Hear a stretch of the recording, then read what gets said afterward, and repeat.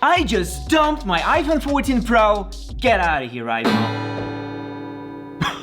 It's not a real phone, it's the case. And switch to Android to see how life is on the other side. After some time, I found a few little things that make me want to switch to Android permanently. So let's dive in and see how the latest Android compares to the latest iOS. It's gonna be fun. And yeah, that Android is run on Google Pixel 4a 5G, not the latest and greatest, but one of my friends, Android users, told me that it's okay for the first experience. So it's been a few days and I still haven't thrown the phone out of the window. Don't know why, but I expected my experience to be much worse. I expected lags, stutters, long app loadings, and so on. To my surprise, Android looks and feels great. There are quite a few things that I like better than iOS. First, the themes and the overall look. I really like the look of Android in its purest form. The icons, the menus, the colors and shapes, I love it. It looks similar to iOS, but somehow totally different. The icons on Android just have a more utilitarian feel. The system feels less like an art project and more like a tool. It certainly lacks the artsy and tasty look of iOS, where you want to click every button, but still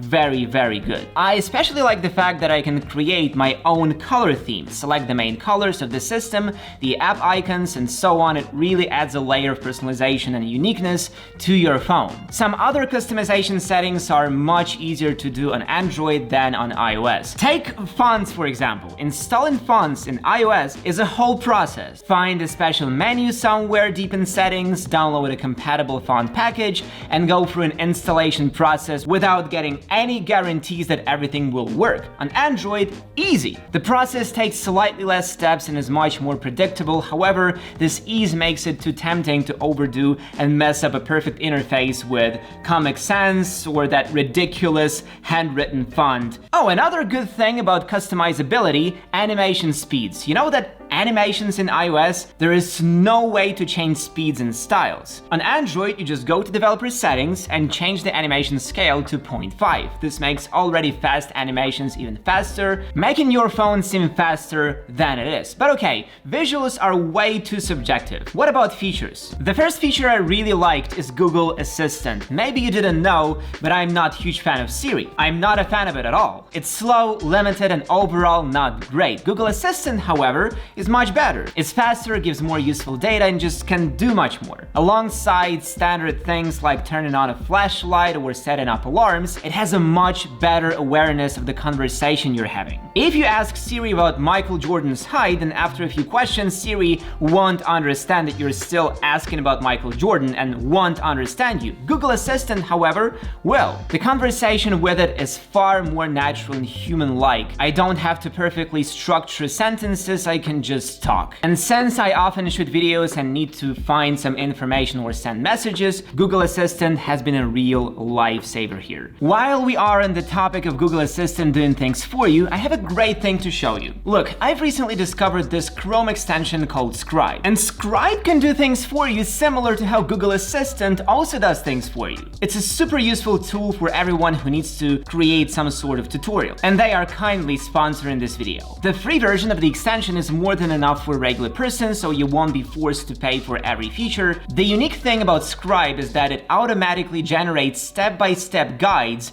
based on your screen recording. You can just start showing stuff and Scribe will turn every click into an instruction, presented in a clear and understandable way. For me, it is super useful since I often need to show something to new members of my crew. So, how does this work? You download a Chrome extension from a store, then you open, let's say, the web page you need, reload it to have the URL saved in Scribe, then just start doing what you need. When you are finished, just stop the recording. The newly created guide will open automatically and you will be able to make changes to it by hand. This is so much better than what people are usually doing, manually taking screenshots and spending a lot of time making tutorials manually, or wasting a bunch of time and emails. I think Scribe will be a very useful thing to have basically for everyone, because situations when you need to give a clear explanation aren't rare. So be sure to check out Scribe by clicking the link in the description below. Another great thing for me is recording phone calls. You can do that on iOS without installing third-party apps and going through all levels of hell.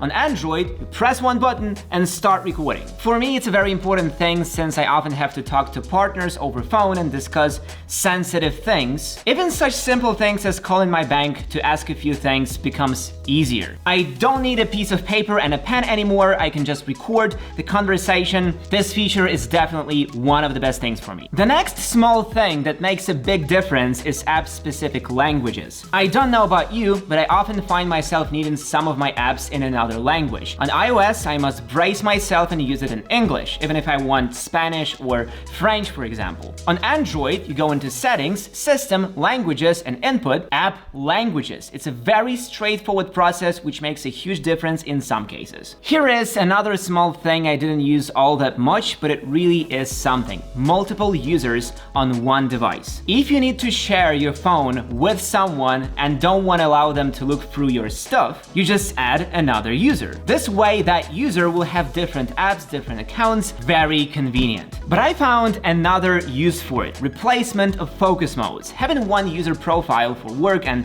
one for personal stuff is super nice. This way I can totally isolate myself from anything not work related and really make use of my time. No more need to switch accounts and apps, just change the users. Super clean and nice feature. I really wish Apple did something like that in the future. Android also has something you can never get on an iPhone: split screen. It just makes multitasking so much more convenient. I can have two apps open side by side and easily switch back and forth between them. It's just so handy, especially when I need to refer to information from one app while using another. YouTube and Messages, easy. Maps and music, done. On an iPhone, you have to constantly switch back and forth between different apps, and it can be such a hassle. So yeah, Android beats iOS so far. And now to a very simple yet impressive feature: Smart Clipboard. When you copy something, the content appears in the lower left corner in a special box. On the right of that box, you can see the quick actions. If you copy text, you can click on that box with text and edit it before pasting. If you copy a phone number, you can call it or send a message. If it's an image, the click on the box will open a tool for drawing and editing. It is super convenient and visually understandable, plus the phone will keep the information you copied for an hour and then delete it to protect your privacy. Overall, I think this is a great feature that should be added to iOS. Features on Android are without a doubt great, but how about the phone itself? How's the performance? Despite this Pixel being a couple times slower than my iPhone 14 Pro, the system runs exceptionally well. The animations are snappy, the apps open fast and reliably, and I also haven't seen any lags, which is unheard of. This phone is cheap but works as well as the flagship that is 10 times the price. And since that's a Pixel phone,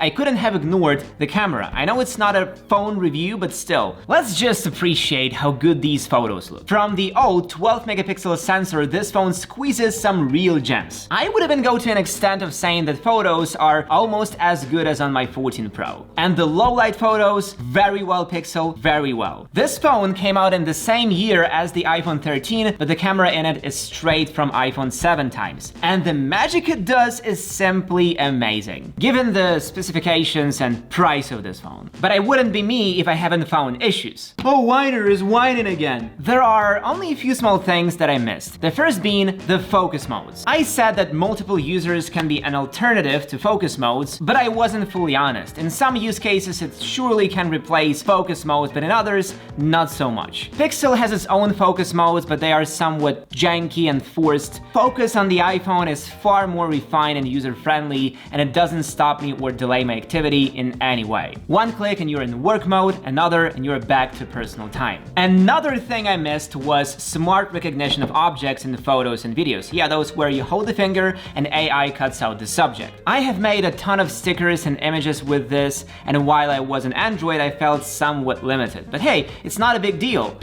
For you, it may be totally relevant. There were other smaller things, but I won't even mention them since they were too subjective. But overall, I would say that it was a pleasant experience. I was surprised to see how good the Android is and how closely matched the systems are. Most of the time, I just forgot that I was using Android, so similar some things were. So if you want to check out the Android camp, now is the best time to do it.